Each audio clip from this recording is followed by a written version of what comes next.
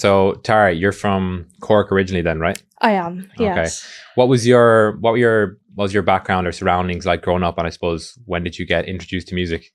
Well, there's no one in my family that's like very much into music. We would have listened to music growing up and stuff like that. Like, I remember like my mom would play a lot of like Vengaboys tunes in the car and stuff like that. But there's no one that was like in my family that like was into music, like, you know. I did violin myself for like 5 years when I was younger and stuff, and I guess have just always been into music. And yeah. At what point then did you like know it was something you wanted to pursue? Like, I guess you had your eyes on something else before you said, okay, I'm going to go down this route and actually focus on DJing. Well, like with DJing, it came to me when I went on holidays with a couple of my friends. One of them was a DJ, and I was just kind of expressing my interest towards music. And he just offered to teach me how to DJ. I had absolutely no idea like what that even. This was 3 years ago. And so just after nearly COVID 3 years then? ago. Yeah, just after COVID. So clubs had just opened. We went to Croatia, and I was like getting this experience of clubs again. I hadn't been out to many clubs because like when I went to college, it was online for the first year and a half, like, you know, so I didn't really have much experience in nightclubs and stuff. So going to Croatia and with this DJ and my friends and stuff was like the first kind of breakthrough. And like experience in a proper club, you know. And I was also like with the DJ, so we were up on stage, you know, so like I was looking down at the crowd, like, and, you know, dancing away, creating energy, and I just loved it so much. And like obviously he then taught me how to DJ and stuff, and yeah, I've been in and out of different genres. I started with like hip hop, and then I went to hip hop. Yeah, I did. That's a good place to start, you know, because it's a totally different like it is mixing style. So different, because at the time,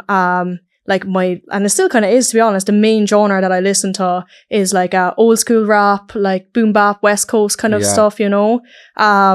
So that's what I kind of wanted to DJ at the time. Sick. And then I started to get into house. Then I went to drum and bass. And then I went to techno, yeah. So and that's where we are now. Techno. That's it, yeah. And I don't think it's gonna change. That's home, yeah. Yeah. I really like techno. Everything about it, the community, the culture, like, yeah, it's class. I love it. Was it what you expected? Like, is DJing all that it's made out to be? Like when you seen your friend playing, you know, behind the decks, were you like, is it what you expected? Yes and no. Like, I didn't have many expectations. I didn't know many DJs and stuff, you know. And like, I never thought about DJing before. Like, I was very much the person like of my friend group that I would like be playing the music at our parties. Like even in secondary school, I would have came to our house parties with my speakers and like a pre-made playlist and stuff like that. But I never thought about like actually doing something like DJing, you know. So I kind of went in with no expectations, like, you know, and like it's done nothing but like, you know, I guess made me happy and like Were your family supportive then? Obviously you're not just DJing, you've other stuff going on too, and we'll get onto that, but were they like, yeah, that's, you know, do what you want? Or what was their first impressions of it? Very much so. They're very supportive, like, you know, anything I do, I kind of always have been creative, doing different things and stuff, like, you know, so yeah, they're very supportive of me. Yeah. Why do you think your style has evolved so much? Like, who were your inspirations in the early days outside of your friend group, and then who would be some of your biggest inspirations now in terms of artists? I think like if I was to put down some names of people who like inspire me or influence me, it would be like names such as like Club Caviar, like Mass Medium, Sara Landry. I hope I'm pronouncing her name right. Perfect, yeah. Good.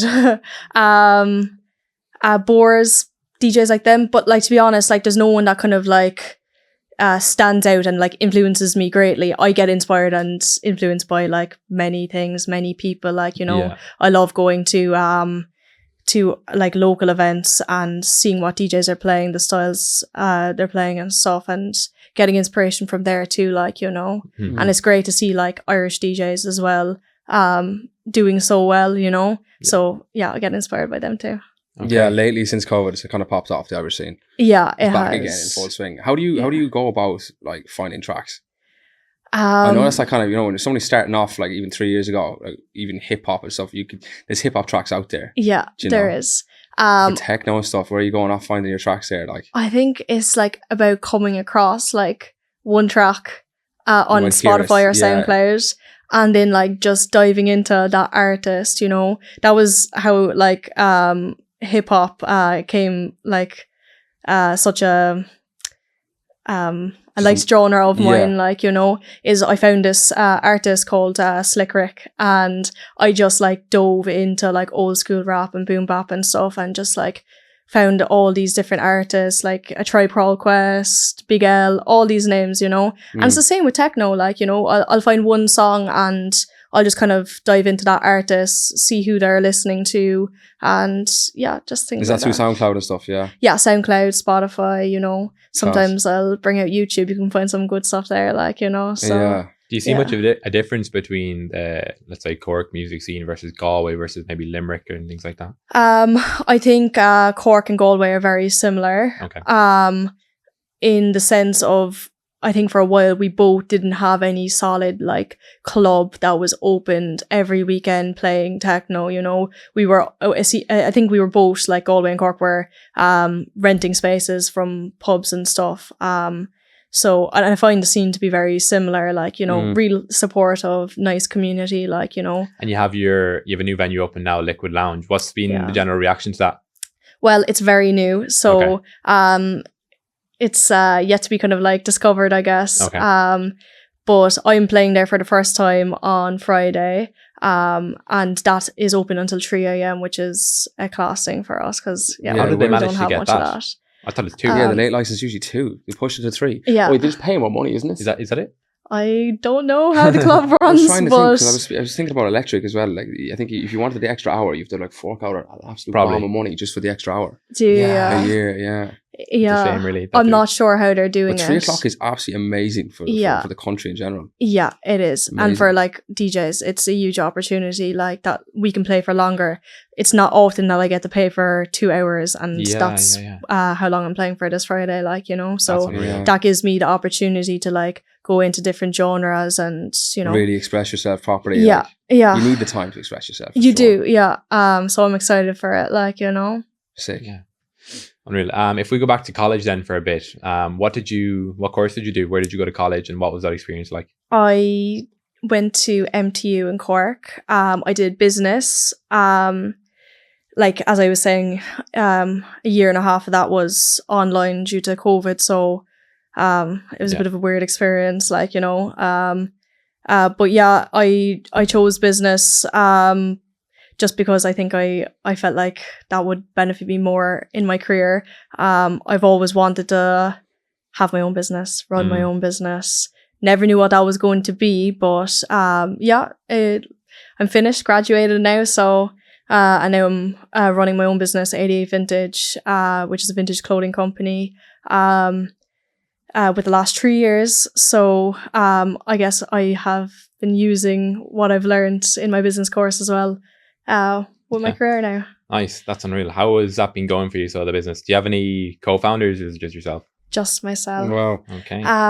When I was setting it up, I was basically how it came about was a friend of mine in school asked me did I want to start a vintage clothing company with him, and I had thought about it before, and as I said, I was very interested in like one day having my own business. So I just like agreed to it straight away, and we started like testing out different suppliers, getting like bales from companies. So, you know, you just like buy like a bale of sweaters and they come and you've no idea what's like coming in or whatever. So we tried 2 or 3 different bales and we ended up just like sending them back because we weren't happy with what we were getting. Is that kind of like for vintage clothing kind of especially? You in bulk vintage clothing? Yeah. You might not know what you're getting at all. No, you don't. When did vintage start, you know, gaining more popularity? Because I think like I remember it maybe like, I don't know, 5 years ago kind of started coming onto the scene. But is it go back further than that? Vintage clothing, is it? Like in Ireland, let's say, the popularity of it. I'd say in the last 5 years, you're right. Like, you know, is when it started coming back. I'm not really sure like what started that or whatever, but yeah, it's like a full circle thing. I think everyone kind of goes full circle, especially with fashion. It does. It always comes ago, back. It just always comes back. Yeah, it does. And it's different trends as well. Like, you know, like Carhartt is a huge trend at the moment. So like, I'll obviously pick up on that and get as much Carhartt as possible. Like, I don't buy bales anymore. Like we sent those bales back, and I found a supplier that does video handpicks. Also, the guy that I was originally setting up 88 Vintage with decided to like drop out of it just before I was doing my video handpick, the first one. So yeah, now I'm essentially by myself doing it. Why did he drop out? What was his reason for that?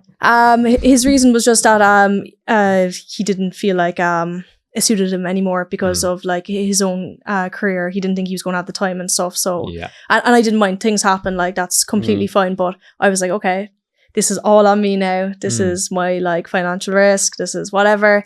But I also liked that I was going to have my full freedom and to just do it. Yeah. You know? And where did your like interest in fashion come from? Everyone loves fashion to a certain extent or a different degree, but obviously you're very passionate about it if you have your own company. Yeah. So was that kind of go back a long way, or is it just when you started the company? I think it comes from music and that like old school hip hop era in the 90s of the clothes that they were wearing and stuff like that. Like, you know, I love the oversized kind of streetwear kind of look, you know. So and I like fashion myself. I wouldn't say I'm the most fashionable person, but like I do like to put outfits together and stuff like that. And that's what my kind of goal is with 88 Vintage as well, is just bringing back the old school style, like, you know, with the old school music. You know, I tried to bring music into 88 Vintage as well, like, you know. Yeah, I was gonna say, how are you doing that? You're gonna cross the music in? Well, you know, there's only so much you can do when you're doing a clothing company with music in it, like, you know. But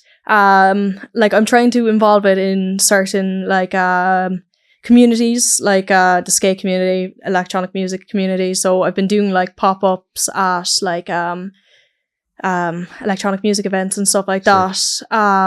But then like on my socials, I try to just create that kind of old school vibe by using old school music. Nice. And my markets then as well. I'll make sure to bring my speaker and play all the songs, you know. So yeah. Where would you say your interest in business or entrepreneurship came from? Did you have any mentors? Was it in your family or? My granddad set up a company. I think it's nearly 30 years ago. I could be so wrong saying that. I should know this. But anyway. And now my dad is the CEO of that company. So they sell plumbing products, fittings, pipe, heaters, all this kind of stuff, you know. So from a very young age, I suppose I was kind of surrounded by that. There's 2 or 3 of my dad's brothers have their own businesses as well, like, you know. So my dad's side of the family would be very entrepreneurial, you know. So yeah, I think growing up around that, hearing all those conversations, and makes sense. So when did you start it then? It was 88 Vintage was 88 Vintage. 3 years ago. Okay. And how has the business evolved since then? Have you expanded the team, or, you know, into... Still yourself, is this? Yeah, still myself. Now, I get help from my family all of the time, which I'm so grateful for, you know, and I make sure to look after them as well, like, you know. But they do markets with me and stuff like that. They come up like around the country with me to do the markets, and just like bringing people on, like photographers, videographers, creating content, you know, that kind of stuff, and different models. But yeah, it's just for me at the moment. What about orders and stuff like that? How are you packaging them up and send them off yourself and everything? The whole thing? Yeah. What happens if you have a massively like busy day? What happens then? Delayed orders? No, that's okay. Fast shipping always, you know. Nice. My customer service is good. Okay. That's actually wicked. Yeah. But I don't know, I just get up early and do what needs work to be late, done. you know. Has to be done. Somebody needs to do it. It's me, you know. Yeah, I'd work all the time. Like, you know, I like to be busy all the time. Yeah. So like even when I come home from like shipping orders, sorting out my stock, I'm at home like creating content, replying to emails, like, you know, just doing something all the time. And I like to. Is it tough to Keep it that balance that way. with the music? No, I don't think Perfect. so. Not at the moment. There can be days where I'm like, shit, I have a lot to do, Yeah, like, yeah. you know. But like to bring you through like one of my days, like I go into the warehouse in the morning, ship out orders, sort out stock, take stock images, come home, make a mix, put on washes because I have to wash so much vintage clothing, and then listen to my mix. And while I'm listening to my mix, I'm creating content, whatever, like, you know, so Yeah. I find ways of balancing it and getting things It's done. a cool lifestyle, I'll be honest. It sounds like a sick I lifestyle. like it. I'd say it's nice to I have the like it two a things. You know, lot. if you get bored of one, you can switch over to the Yeah. other and things Yeah. like that. Yeah, 100%. Because you as well, can get very much in your head if you're just doing the same thing over and over again. yeah, especially with like DJing, making mixes and stuff like that. Sometimes it can be so frustrating. You know, you make one mistake and I'm like, gotta listen to all the same songs again or do the mix again. So it's nice to break it up and like be doing something else and then come back to it and still feel like I'm being productive, you know? Yeah, yeah, 100%. What would you say are your biggest learnings then from 88 Vintage so far? I think community has been like very important for me in this, and I knew that like, you know, networking and creating community and stuff like that was important, but I think I might have underestimated how important that was, you know. Okay. So I think my biggest learning is just like how important it is networking with people. Like, you know, I meet people all the time and they just shoot ideas at me, give me opportunities. So yeah. Yeah, yeah. It's hard though, isn't it, to foster a community? It takes a long time. Yeah, but I think I'm lucky in the sense that I'm involved in the like techno scene, Yeah. the electronic music scene already. So like they very much have they tend to have a cool style of fashion and That's true. vintage clothing. Good Super advertising, popular yeah. there Yeah, as well. it is popular there. So I feel like I linked those two communities together. Nice. Yeah. And yeah, It's kind of the only places ever going to really work as well, like the fashion and Yeah. the techno scene. yeah, Such a perfect blend. that and the skate community are the The skate two. as well, Yeah, Because yeah. anyone who knows you, if they're going like, okay, I want to get some vintage piece, they're going to go to your brand. yeah, Why would Yeah. they support some other company? You know, yeah, and it yeah, works well. I think. Yeah. It seems like it does. yeah. Is there anything you underestimated then in terms of starting a business and how much work is actually involved? I think online presence is like very important, and it can be hard to like keep up with like creating content all the time, getting Mm, new ideas going. Yeah. So I think I kind of underestimated how much time I have to spend on that, like, you know, and I like to think that I'm doing as much as I can, but like you can always do more, like, you know. Mhm. So yeah. And then, like, I suppose sticking on the same topic of content, you have your own TikTok too, which is obviously, you know, growing a lot, and it's at a, what do you think, 100k followers or just under 100k now? Just under 100k. Do you enjoy like that creative aspect of thinking about what videos you're gonna make and then shooting it and editing and Yeah. things like that? Well, just to explain my TikTok following, because it's very confusing, and I'm Okay. so glad that I get to talk about it now, because I feel like when people go onto my TikTok and they're like, they see that I have like over 90,000 followers, it's confusing. Like I used to make random TikToks with my friends, or like just me like making clothes or doing whatever, like, you know, just like kind of what a lot of people were doing. And one day me and my friend made a TikTok. It was starting to become like this TikTok that we made was starting to become a trend or whatever. So she showed me the video and she's like, let's make this. So we made it.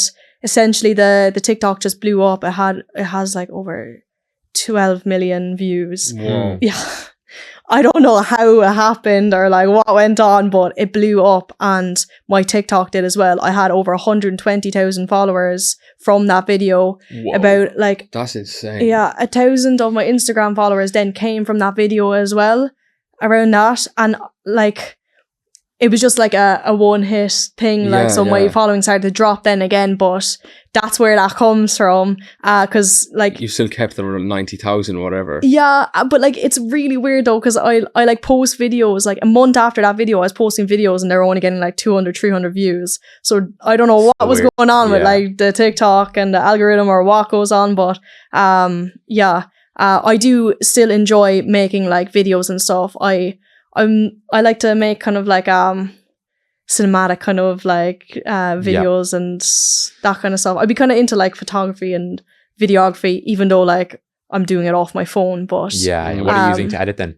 I use InShot. Okay. sometimes I'd like go into like CapCut and stuff like that, but InShot is my main one. I feel like the TikTok algorithm back a few years ago, like, you know, you could do what you did, get 12 million views, but I think now it's a lot more difficult. It's more saturated anyways. Yeah. I don't know any videos on TikTok, like anyone I know with 12 million or anything above 5 million. I know. It's crazy. I don't know how it got that much. Like the video that we did make, like it had no like words on it. It was just like a little sound. So like it reached like all countries that you can see like where it's most viewed and stuff. And it was like most viewed in like non-English speaking countries. So I think it just, because it had no like talking on it, it reached like audiences all over the world, really, like, you know. So maybe that helped a bit, like for... That's quite cool to actually look at that and you can see all your stats and everything. Yeah, it is, yeah. One thing that I didn't know though is on TikTok you can like, you know, you can see like people who like clicked into your profile and stuff. Yeah. I can't see that. Because when you reach over a certain amount of followers, it just doesn't. It doesn't show up. It doesn't matter. That's why. It's 12 million. You're like, holy. But I was there, like on TikTok, you know, clicking into people's profiles, being like, "Oh, there are videos," like, you know, looking at them. Didn't know that they could see that I was like clicking into their profiles. You know, it wasn't until I set up like the 88 Vintage account I was like, "Shit, you can see this," you know. But that's where that all came from. So, is your goal now? Would you say just to promote 88 Vintage in your own career? Your own DJing career? Yeah. With content, like. With content. Yeah, for sure. Just to give people a good representation of me as a person and 88 Vintage, and yeah, it's definitely super important. Like, you know, it's not just about making good music. You have to actually get it out there, let people know about your stuff. Otherwise, and that's what I hope with my DJ videos as well, that when I like put them out there, that like I'm reaching the right audience that like listens to that type of music. And do you remember your first the first gig you played at then? What was that experience like? Well, I played like a few like hip hop and house. What was the first one where you were like, oh, this is cool? Like, it was actually was it a proper like an artist event? Your artist event? Oh, like one, I think probably in November I opened for Billy Gillies. Don't know if you heard of him, but in Cypress Avenue, that was like one of like these standout moments for me, like, you know. He's kind of, I think, a bit commercial, so I wasn't really sure what to expect from the crowd and stuff like that, you know. But like the event sold out and I had like over 500 people in front of me and they just loved everything that I was like giving them, you know. I like used to plan my sets a lot, and for this gig it was like the first time that I didn't plan it, and I feel like I was really happy with my set, and like the crowd knew all the old school tunes that I was giving them, and like the harder like techno I gave them, they were liking it, you know, because I thought that they would only really like suit house and stuff, but as I started building it, they just loved it even more. So I think that was one of my moments where I was like, oh my god, you know, to have like the crowd like the music that I like, you know, that I listen to in my room and that I'm like banging out to, like, you know. So that was one. Do you plan your sets as well, Troy? I think every DJ used to start planning their sets at some point. You know, you'd find a track that would work really well with another one, like the blend was just perfect. Yeah. But I think now I just love to read the crowd and kind of see what's happening. Yeah. I think if you plan your sets, it gets too linear, and then a lot of people can lose interest if you planned it to song for song, you know. You're giving them a taste of what you can do, but might not be exactly what they're listening to or they want to listen to. I think to go in, I think it was Carl Cox that said it as well. Carl Cox turned around, he's like, I've never planned a set a day in my life. He's like, I go out there, I read the crowd, I listen, I kind of see the reactions, and I can feel their body moving, and I can judge the next track on the way their bodies are moving, and we can kind of progressively go from there. And it's so nice to get into that rhythm. It is, At the start of my DJing though, I was like, when you're so new to it and stuff, and you're DJing in front of a crowd, you do not want to mess up your mixing. So I was very much creating like a structure for myself. I'd change the songs every now and then, but like I liked to know that like these songs were going to be okay together. But now like I just wing it. And how are you with the recording mixes? Because I know you know, it's different when you're playing live because everyone's having a few drinks and whatever. They go like, lush and whatever. You can make a little mistake here and there. You'll get away with it. But when you're recording mixes, you know, I was even saying to the guys, the mix sessions, you know, every detail. You can hear literally every single detail. Yeah, I was speaking to one of the guys, Oisin Kelly. I think he said it was like he was more nervous for that than a regular gig because it's recorded.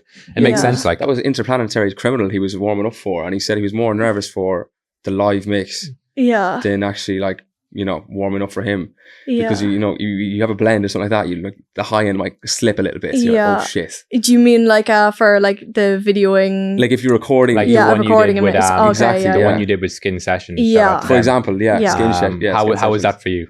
Were you nervous? I was nervous. It's a lot of pressure because you know that you're going in front of the camera, and as soon as you press record or you start whatever, it's like everything's being listened to. So, and I'm so self-critical as well. I'll make the tiniest mistake and I'll be thinking about it for the next 5 months, but that's like with that, like when you're under pressure, like I perform good when I'm under pressure anyway. So I was really happy with my Skin Sessions. I always see room for improvement no matter what I do, really, like but yeah, I was pretty happy with that one. But it can be so nerve-wracking. Yeah, of course. Did you have your first headline gig recently? Yes, kind of. Well, I've had gigs where I've like closed out, but it wasn't kind of like an official like headlining gig. I had, I think, my first proper one at the start of this year, I think it was, in Cork. And yeah, I've been getting booked for a couple of headlines now, which is really exciting for me. Like, that gives me my full freedom to play whatever I want, So yeah, I have one coming up in Galway, 6th of July with Rave Culture. So I'm really excited for that, like, to be headlining out of Cork. Rave Culture? Yeah, where is it in Galway? Cuba. Cuba, yeah. Nice.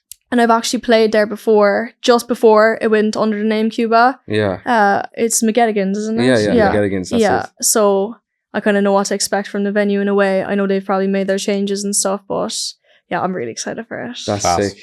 Yeah. Let's touch a bit on your travels, and you're fairly well traveled, I think, aren't you? You spent a bit of time in Asia there, weren't you? I was, yeah. Okay. How was that?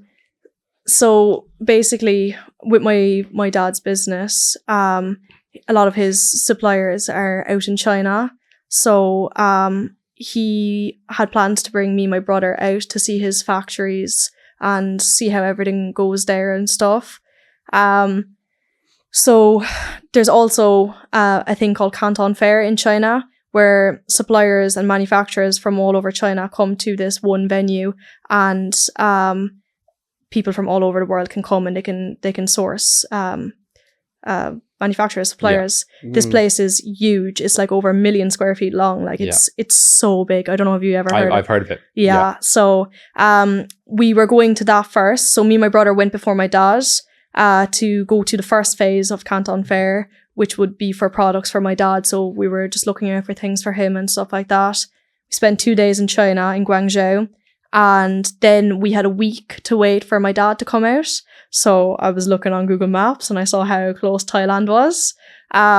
So yeah, I went to Thailand by myself for like a week. My brother joined me for like the last 2 days. But yeah, Thailand was insane. Like the most beautiful place I've ever been to in my entire life. And I just had such a good time, like, renting a scooter and going around the place is like the best feeling ever. And then after that, met my dad in Beijing, went around China, saw like his factories and stuff, It was a very cool experience. China is so different. It's not culture and everything is just something insane. It is. In what way? What surprised you the most?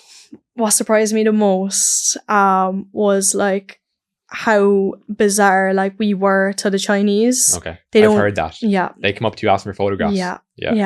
I don't. Is it still like that? Yeah. Oh my god, yeah. I knew it was like that years ago. I thought we moved past this. No.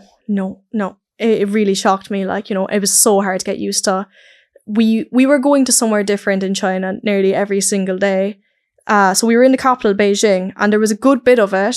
But then you'd go to like the rural areas where like, not a lot of tourists go at all.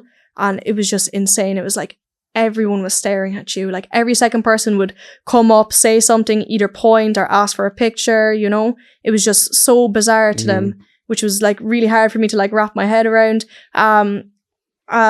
But yeah, I'd say it's crazy too, the scale like over there. The population is just so big. Yeah. To them, we're probably weird. Do you know what I mean? Yeah. Yeah. Because the population is just so massive. They're just like, yeah, this is our world. Like, yeah. You know, they look at us and it's like, it kind of is like a different world. I haven't been like an alien myself, but yeah. We went to this like local like breakfast place. We were trying to eat as much like traditional food as possible. So we went to this this local restaurant, peak time in the morning, and the whole entire restaurant was like staring at us, you know, just thought it was so crazy that was uncomfortable. Yeah, it was very uncomfortable. Now like they're just curious, I guess. I don't think it's not anything bad, like, you know, because everyone that was coming up to us was like saying really nice things, like, you know, so it's just more curiosity, I guess. But it's weird to walk into a restaurant and have the entire place like staring at you, especially when it's like so busy, you know. They might have heard your sex. Yeah. Maybe they did. Yeah, he's probably famous there. Yeah, you know. I was joking with my dad and my brother, and I was like, they know me, they listen to my skin sessions, you know. Would you ever like, you know, would plan B for you to ever like go out to China and like DJ out there? Could you see yourself DJing in Thailand at all after going there now on holidays? It would be nice. There's you know, a load of super clubs out there. There is. I'd love to go back to Thailand and live there for a while if I could. I don't know if that's going to happen. Yeah. But there is a scene out there for it, like, you know. But yeah, I'm not sure what the scene like is like in China. But what's the cost difference? Is it 30%, 40% of Ireland, or is it less? I actually don't know. You don't know? No, I don't. It's very cheap though. In China or in Thailand? Yeah. Oh, sorry. Yeah, no, it is very cheap. Yeah. Yeah.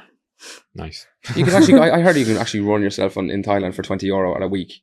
You probably could. Like somebody told me you can rock around with €20 a week in your pocket. Yeah, it is very cheap. And like you could be living like an absolute king. Oh yeah. I don't know about that, but maybe. Yeah. You could rent a villa for €20 a week.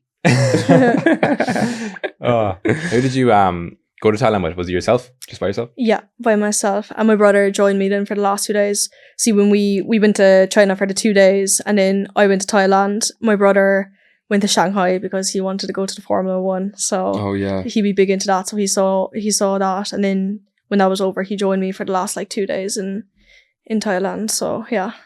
How do you find traveling by yourself? Because you've done some other trips, haven't you? Yeah, I've been to Australia for my work experience for college. I went to another one of my dad's manufacturers, and I worked with them for I think 3 or 4 months it was.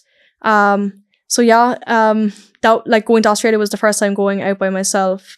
It was a big move because I just essentially moved somewhere like at the other side of the world by myself. That was a bit difficult at the start and stuff, you know. But I really just put myself out there and like tried to get into the techno scene over there straight away. You know, I played over there like 2 or 3 times as well, which was cool, you know. Yeah. But then at the end of my trip in Australia, I was like traveling around, going to different places and stuff. And that's just different, you know, like you have so much fun like that, like, you know, going to hostels, meeting people, like, you know, you get friends straight away and you're doing things with them and, you know, like that. And Thailand was insane by myself, you know. I really liked it. I like company, but when you're able to like do whatever you want, whenever you want, it's really nice. Do you not get nervous ever like going out at night on your own or something? No, I think I've got good like judgment of like where the safe places are, and I trust my intuition to bring me to the right places. That's you the main know, thing, isn't it? Yeah. So she's I'd be hopeless. Yeah. She'll be down a wrong alley at 4 in the morning. Here we go. Yeah. No, it's been okay for me. You know.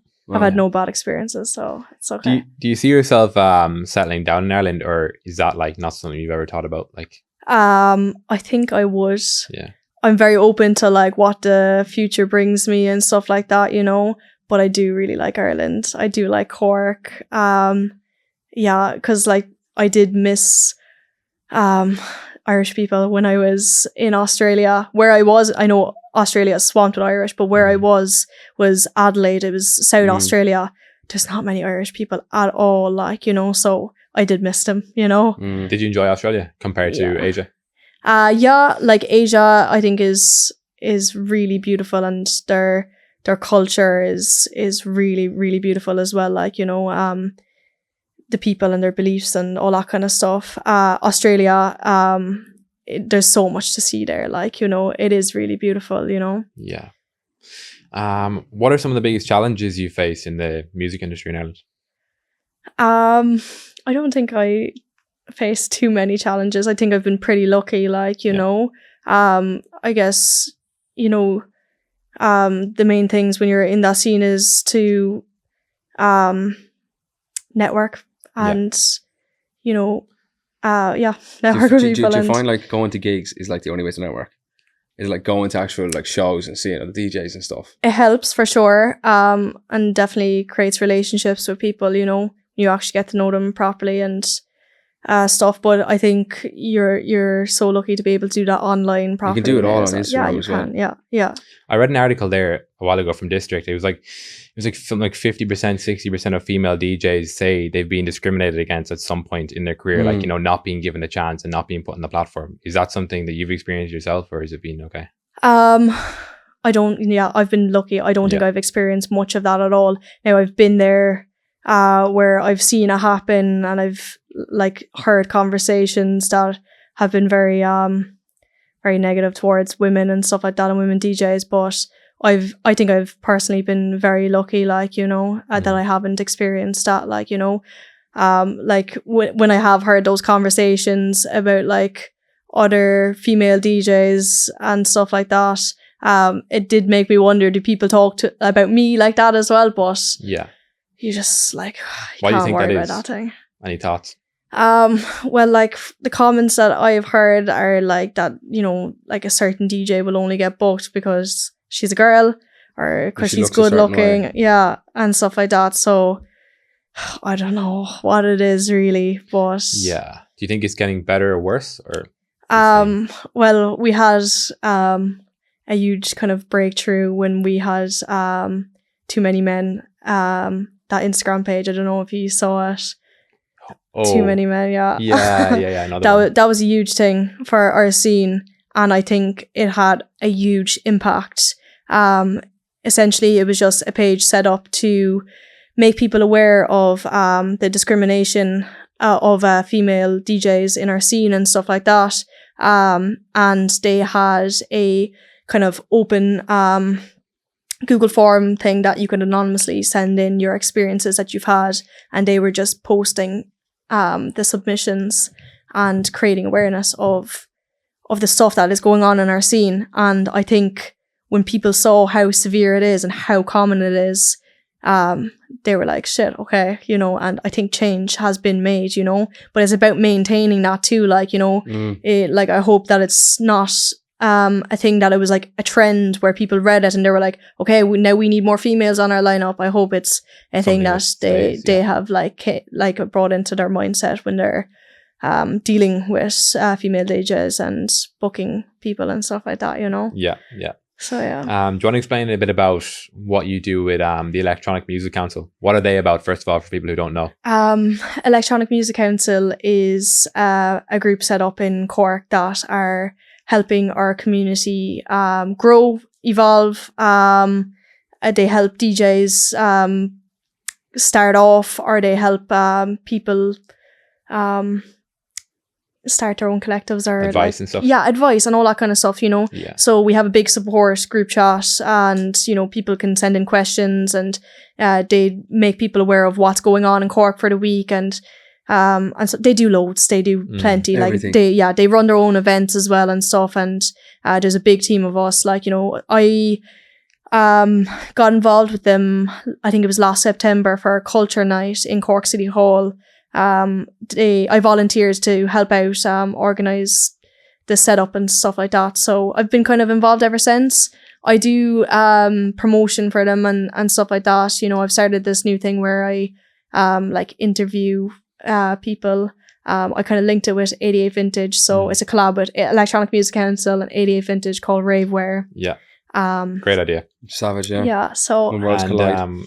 Have you always been comfortable speaking in front of the camera then? Because, you know, doing public interviews is not the easiest thing. No, it's not. And like I have plenty of videos on my phone where I'm like, go again. Yeah, go again. And not saying things right and stuff, but I think I'm pretty comfortable with it, like, you know. You do have to just not care and put yourself out there. But like, because I'm so passionate about like, you know, the music scene, and I do want to see it grow and evolve as well, you know, I'm so happy to do what I can for us, like, you know. So yeah. Nice. What would you say are your biggest learnings then as a DJ so far in your career? I think is there anything that you wish you would have known when you started out? I think when I started out, I was like obviously learning loads and very nervous playing in front of people and stuff. I think I used to when I was DJing, I used to like DJ to the DJs in the room rather than the crowd. I don't know if that makes sense, but because they're probably the only ones who can pick up on your mistakes. Yeah, exactly. On my mistakes and the music I'm playing and stuff like that, you know. So I just tried to and I have got rid of that like mindset, and I'm very much playing to the crowd now. But like, you know, at the start when you're coming into a new community, a new scene, and you don't know what to expect or how things go and stuff like that, like, you know, it was a bit nerve-wracking. So, you know, it's about really staying true to yourself and the music that you want to put out there and play. And the crowd, you know, I'm always someone who will play for the crowd, you know. Yeah. So yeah. What's one thing about being a DJ that you think is maybe misunderstood, or something that you wish people would understood? I'm not sure. That's a good question. I don't know. What's the non-glamorous side of it? I mean, like there's a lot of work put behind just getting your sets ready and stuff like that. Like, it's not just, you know, going on stage. It's just like, you know, hours and daily practice in my room and hours of getting tracks ready and stuff like that. Like, you know, there is a lot of work that gets put into it behind the scenes that people probably don't see, like, you know. And how do you find the late nights and stuff? The late nights? Yeah. Do you mind it? Some people love them. No, I don't mind it too much. I can be exhausting because like I don't drink really, like, you know, that often at all. So I'm very much going sober to these places, and it can be a bit much at times, like, you know. Of course, sensory overload. Was that different? Was that different in the early days? Did you used to drink more? I never drank while I was playing. Okay. And I still don't really. I think I've drank when I was playing like once or twice, but I like to be sober, make sure I'm doing everything correctly and stuff, you know. But yeah. Any goals then for the next few years, or like let's say with 88 Vintage first of all, and then maybe your own DJing career? I definitely have plans on expanding 88 Vintage. There was like a second phase of the Canton Fair that I went to, which was clothing suppliers. So there may be more to 88 Vintage. Who knows? But with DJing, I have loads of goals and things that I'd like to achieve, but like overall I'm so happy what I have achieved so far. Like, you know, I've had like standout moments and played to class crowds and open for some cool acts and stuff. You know, I'm happy with what I've achieved so far. So that's class. If it stopped now, like I am happy to look back at what I've done and been like, yeah, nice. That was class. A great place to be, isn't it? Yeah, but of course, I'd love to play at festivals and, you know, reach larger audiences and play in different countries, see what our crowds are like, you know. But yeah, I'm overall pretty happy. Class. And then any genres you think you might get into in the future? Or are you going to stick with what you're at now?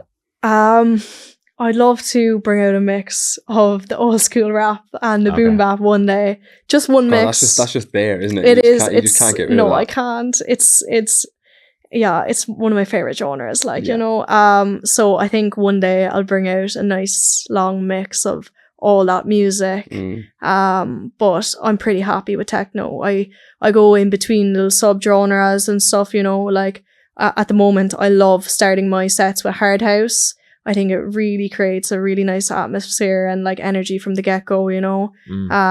So yeah, I go in between little genres every now and then, but yeah. Class.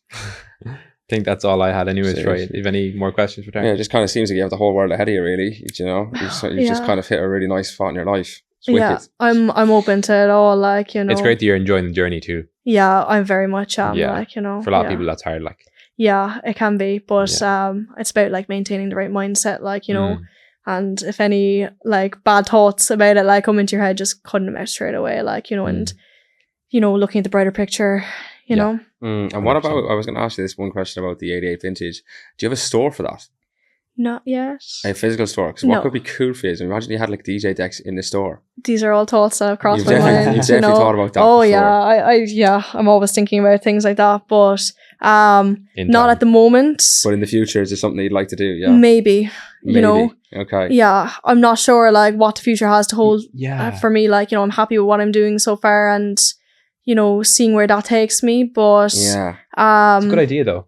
Sorry for butting in, but if you look at like I would be in like one of Nike's big stores and also Gymshark in London, and they've got full-time DJs there. Yeah. Like, well, exactly. The whole thing. I was even thinking, because, you know, the store here, it was a pop-up cafe in Galway. I can't remember the name of it. It was right here beside Electric, and they had champagne, you know, the DJ champagne. He was in there pulling coffees, and they had DJ decks and vinyls in there and stuff like that. It was a kind of coffee shop DJ, just where all DJs kind of got together. That could be really sick for 88 vintage as well. Yeah, I'd love to create something like that, but I'd have to make sure that I do it. See, she's got a business head on her already. She's like, no, can't jump at that one straight away. But at the moment, I'm happy to be like doing markets all over Ireland and spreading my name around the place before, you know, having somewhere solid, like, you know. Don't jump to going too early either. Yeah, and, you know, file for bankruptcy. I have been doing 88 vintage for 3 years, but like, you know, 2 of those years was like in college, so it's only like with a year that I've been fully doing it full time. So I'm still very much kind of like learning and testing the waters with things and stuff, you know, so we'll see. Sick.